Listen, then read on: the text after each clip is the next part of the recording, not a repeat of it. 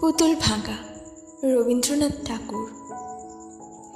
27টে 27 আমি বলেছিলেন বলে, গুরু মশাই আমার পরে উঠল রাগে চলে।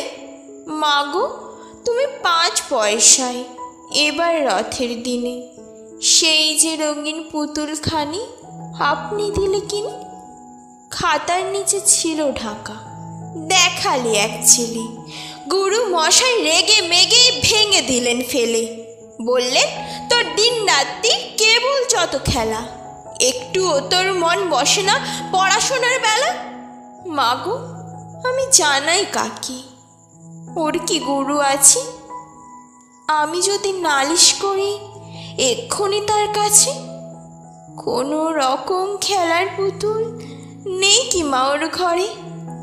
সত্যি কি ওর একটু মন নেই পুতুলের পরে?